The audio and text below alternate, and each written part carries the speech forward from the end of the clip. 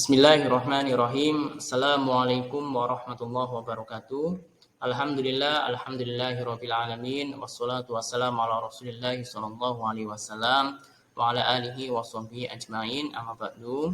Baik anak-anak sekalian, pada hari ini kita akan belajar tentang iman kepada Allah Subhanahu wa taala dengan tema lebih dekat dengan Allah yang sangat indah namanya.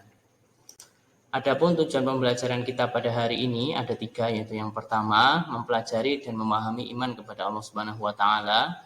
Kemudian yang kedua, mempelajari dan memahami makna Asmaul Husna. Kemudian yang ketiga, mempelajari dan memahami hikmah iman kepada Allah Subhanahu wa taala melalui Asmaul Husna. Adapun hasil pembelajaran yang diharapkan dari materi ini, yaitu kalian semua dapat menerapkan perilaku melalui contoh yang mencerminkan keteladanan terhadap Asmaul Husna.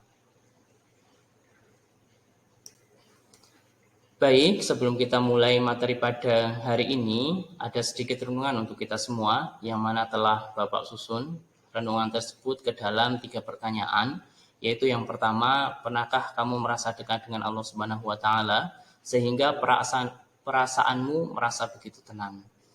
Pernahkah kamu merasa jauh dengannya sehingga jiwamu terasa hampa? Bagaimana cara agar dekat dengannya? Berbahagialah orang-orang yang hatinya merasa dekat dengan Allah Subhanahu wa taala. Orang-orang semacam ini akan merasakan ketenangan dan kebahagiaan di dalam diri mereka. Sebaliknya, ketika seseorang hatinya merasa jauh dari Allah Subhanahu wa taala, maka akan senantiasa diliputi kegelisahan. Agar kita bisa menjadi orang yang hatinya dekat dengan Allah Subhanahu wa taala, perlu belajar mengenai bagaimana caranya agar dekat dengannya. Salah satu caranya adalah dengan lebih mengenalnya. Allah Subhanahu wa taala dapat dikenali melalui nama-namanya yang indah. Dengan mengenal, kemudian berlanjut memahami nama-namanya yang indah tersebut. Ketika hati sudah dekat dengan Allah Subhanahu wa taala, maka sebagai hamba marilah memohon kepada Allah Subhanahu wa taala dengan memanjatkan doa-doa dan harapan kita. Allah Subhanahu wa taala memiliki kasih dan sayang yang begitu besar terhadap hambanya. Kita boleh bermohon apa saja kepadanya. Syaratnya tentu kita harus yakin akan keberadaannya. Kalau kita belum yakin bahwa Allah Subhanahu wa taala itu ada, sudah barang tentu doa kita juga sia-sia. Jadi sebelum berdoa kepada Allah Subhanahu wa taala, kita harus yakin terlebih dahulu bahwa Allah Subhanahu wa taala dapat memberikan apa yang kita butuhkan. Itu artinya kita harus beriman kepadanya. Menjadi orang yang beriman bukan persoalan yang mudah, bukan persoalan yang ringan juga. Sebagai manusia yang memiliki pertanggungjawaban kepada Allah Subhanahu wa taala, iman menjadi sangat penting.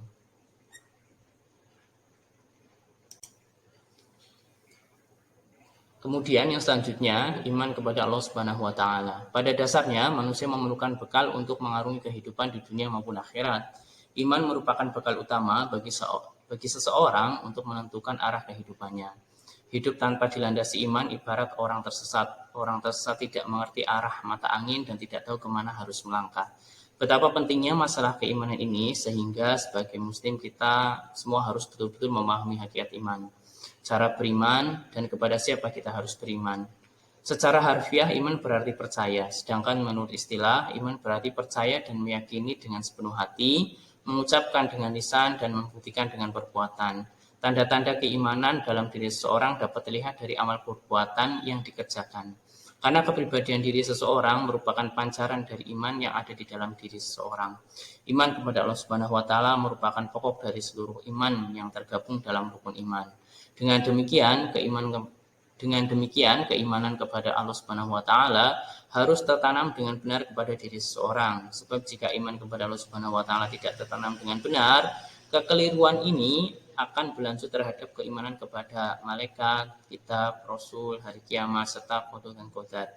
Allah Subhanahu wa taala berfirman, "Ya ayyuhalladzina amanu aminu billahi wa rasulih wal kitabil ladzi nazzala ala rasulihi wal kitabil ladzi anzala min qabl."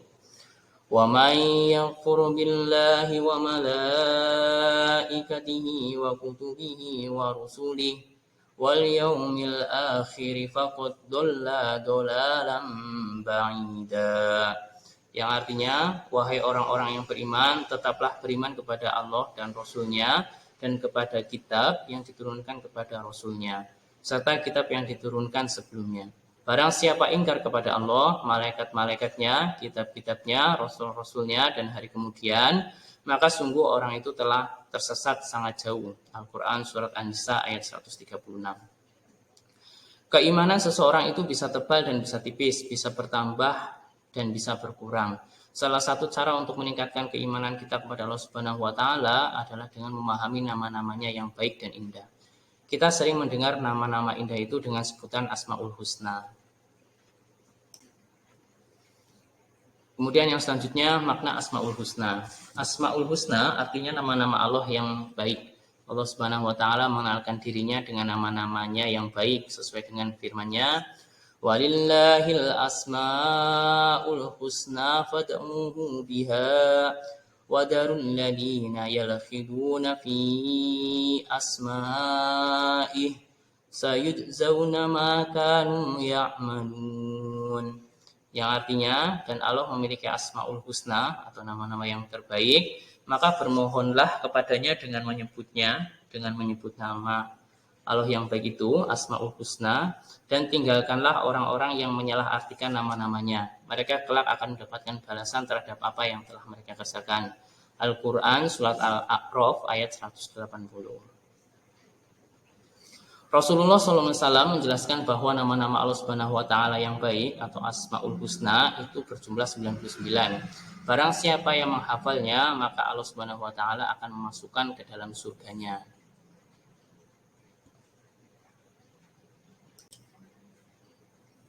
Pada bab ini hanya 4 Asmaul Husna yang akan kalian pelajari, yaitu Al-Alim, Al-Khabir, As-Sami, dan Al-Basir. Setelah mempelajari topik ini, kalian diharapkan dapat menjelaskan makna keempat Asmaul Husna tersebut dan menerapkannya dalam kehidupan sehari-hari. Yang pertama, Al-Alim artinya maha mengetahui.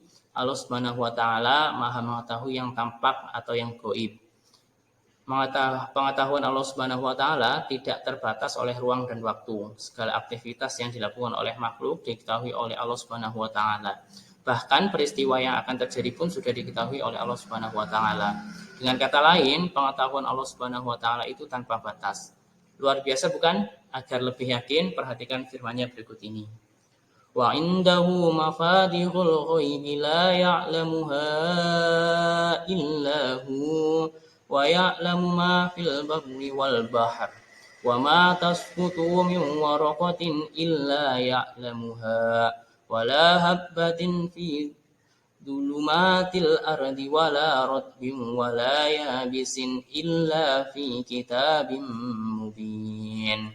Yang artinya, dan pada sisi Allah lah kunci-kunci semua yang gaib. Tidak ada yang mengetahuinya kecuali Dia sendiri. Dan Dia mengetahui apa yang ada di darat dan di laut. Tidak ada sehelai daun pun yang gugur melainkan Dia mengetahuinya. Dan tidak jatuh sebutir biji pun dalam kegelapan bumi, dan tidak pula sesuatu yang basah atau yang kering, melainkan tertulis dalam kitab yang nyata.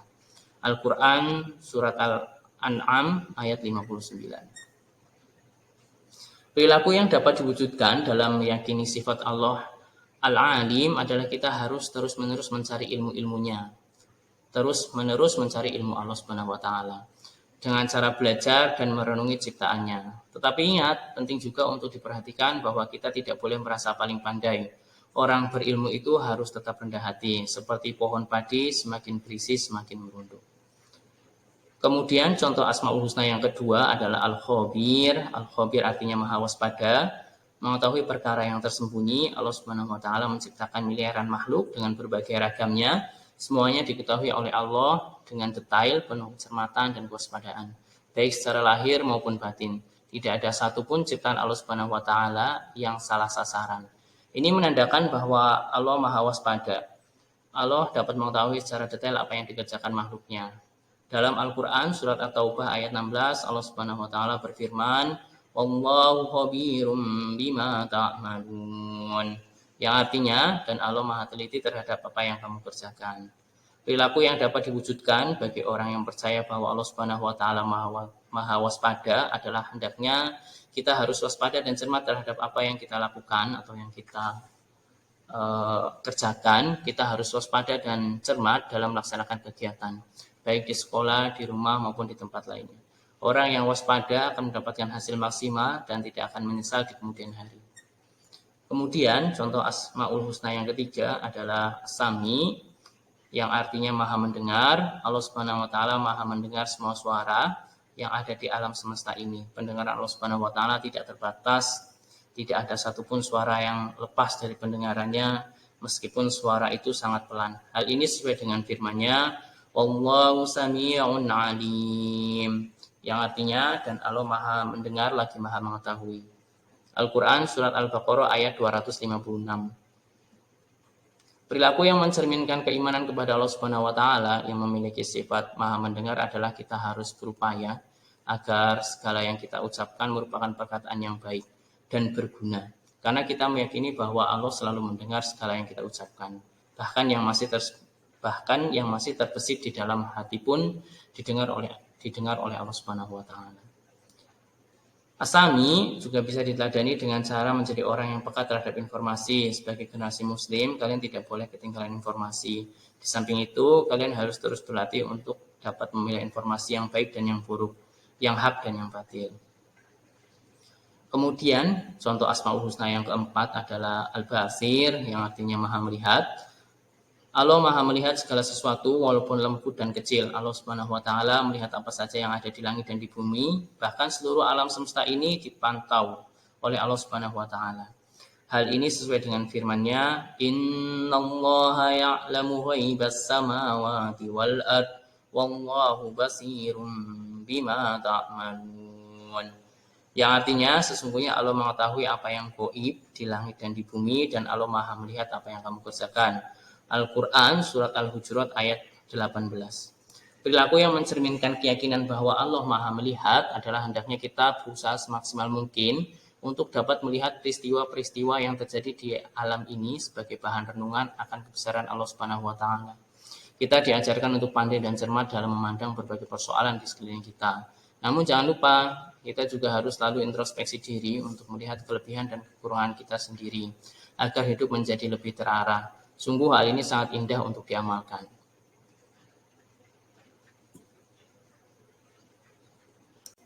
Kemudian yang selanjutnya, hikmah beriman kepada Allah Subhanahu wa taala. Orang yang beriman tentu merasa dekat dengan Allah Subhanahu wa taala. Oleh karena itu, merasa dekat.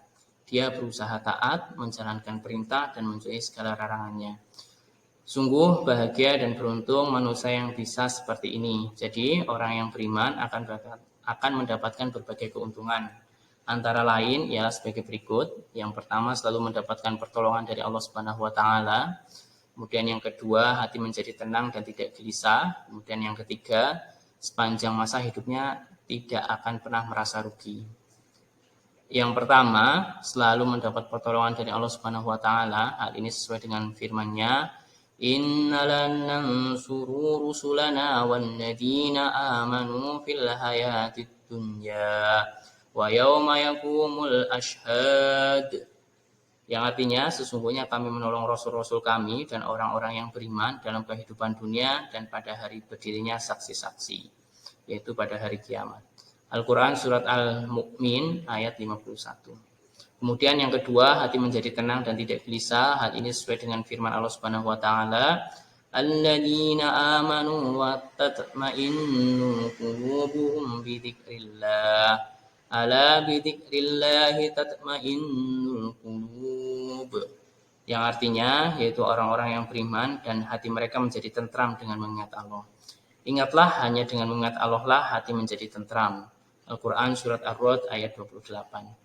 Kemudian yang ketiga, sepanjang masa hidupnya tidak akan pernah merasa rugi. Sebaliknya, tanpa dibekali iman, sepanjang usianya diliputi kerugian. Sebagaimana firman Allah Subhanahu wa taala berikut.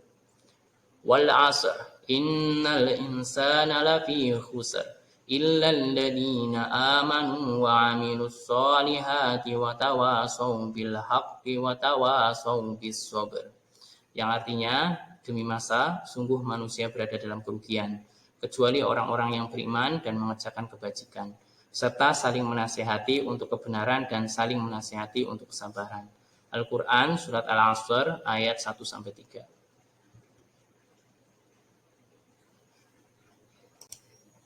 Demikian yang dapat Bapak sampaikan pada hari ini.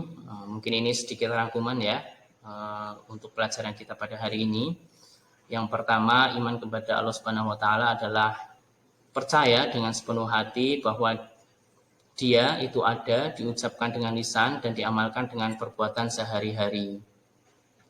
Kemudian yang kedua, Asmaul Husna adalah nama-nama Allah yang baik, diantaranya adalah Al-Alim, Al-Khabir, As-Sami, dan Al-Basir.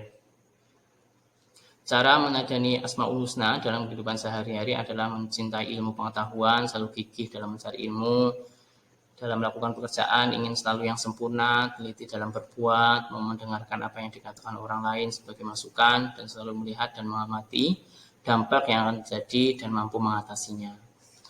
Kemudian hikmah beriman kepada Allah Subhanahu wa taala adalah akan selalu ditolong oleh Allah Subhanahu wa taala, hati menjadi tenang dan tidak gelisah dan mendatangkan keuntungan dunia dan akhirat.